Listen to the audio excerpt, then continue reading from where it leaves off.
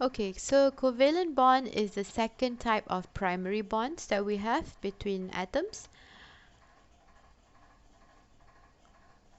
and it is about sharing of electrons. So these atoms are not giving away or stealing electrons, but they are sharing electrons. Okay, in most cases, covalent bond involves overlapping of half-filled orbitals of two atoms. Okay, for example, here we have hydrogen and carbon atoms. So hydrogen we know has one electron and carbon has 6 electrons.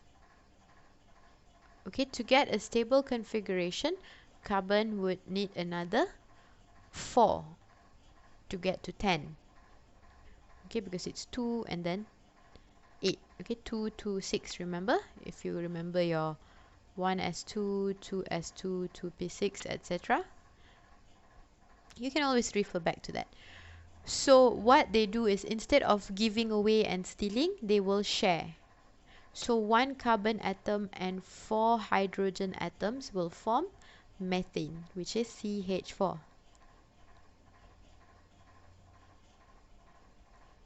Okay, so these are some covalent bonds in carbon containing molecules, meaning these are the molecules that has carbon in it.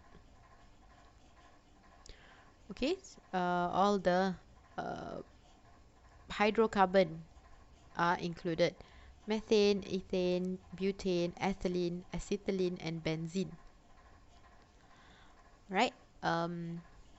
Now I'm going to talk about the third type of primary bond, which is metallic bonding.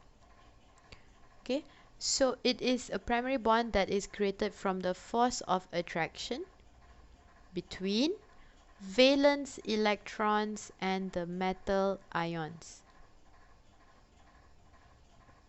Alright, so what that means is it's present in metallic elements, group 1A and 2A elements, again all elemental metals. So okay, before we go to the definition here, let's try and understand this from a graphic point. Okay, so here we have the metal initially atom. Okay, but in a formation of ions, then you will have this is the electron, and then the outer one will have the valence electron.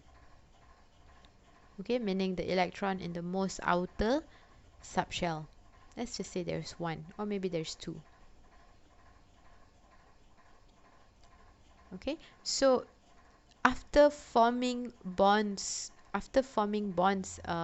with other atoms, this will already be an ion, right? So you don't just have one ion in a material. There's millions of it, right? So this is one, and over at this side you have an identical ion, and then another one maybe with valence electrons. So ultimately what you're gonna have is a row of, not rows literally, but you're gonna have something that looks like this. Okay, and of course we have the other orbitals as well, but I'm going to focus on the valence electron. Okay, so what happens now? Metallic materials have 1, 2, or at most 3 valence electrons, free to drift throughout the entire metal. Okay, so these valence electrons that are so-called extra are free to drift throughout the metal. So they are kind of like floating in space. These guys. Okay, the ones outside are kind of like floating, not really attached to the core of the atom. So they may be thought of as belonging to the metal as a whole, or forming a sea of electrons or electron cloud. So this, in a big material arranged together, you will get this representation. Alright, this representation, meaning that here you have the ion, which will become positively charged after donating the electron, and you'll have the valence electron just swimming about outside and forming the blue region. Okay, this is what we call the sea of electrons. So the remaining non-valence electrons and the nucleus form what are called the ion core. So because the valence electrons are swimming about, it makes the center positive. Like how sodium became the sodium ion. Okay, same thing here. By having the valence electrons swimming about away from their atoms, this makes the internal part, the atom, the nucleus, and the electrons not in the valence orbital but inside, it makes it positively charged. Call it ion core. Okay, so it possesses a net positive charge equal in magnitude into the total valence electron. We actually know this already. Okay, so you donate 1 electron to somebody, you become charged by 1, positively charged by 1. Donate 2, you become 2 plus. Donate 3, you become 3 plus. So what happens when we have this? Positive at the center and a lot of negative force swimming around.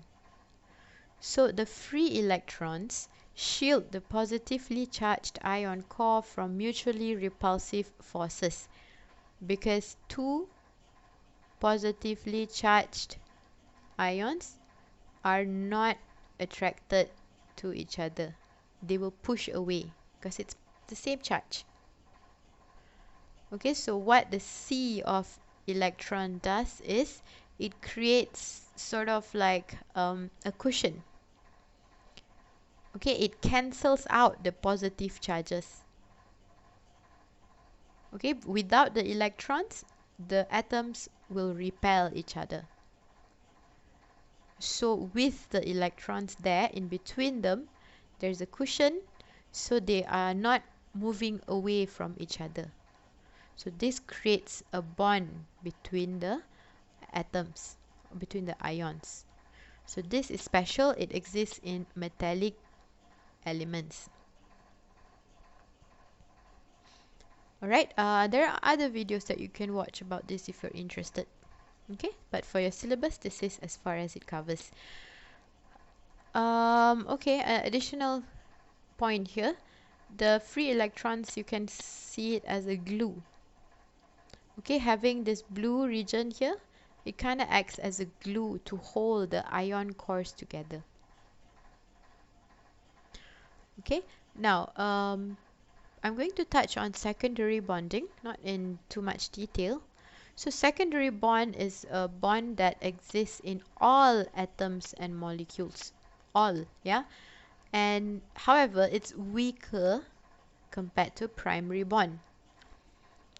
So you still have, let's look at our sodium chloride. There's still secondary bond happening here, but because there's ionic bonding happening, it's more significant. It's stronger. Okay, therefore, this presence of the secondary bond is more obvious in inert gases. Okay, remember gas from group 18? They are stable, they don't react, they don't form bonds. Therefore, in this group, you can really see the secondary bond being formed. Okay, because there's no primary bond to like overshadow it. So there are two types, which is van der Waals and hydrogen bond. So I'm going to give you some supplementary video for you to watch on these two types of secondary bonding.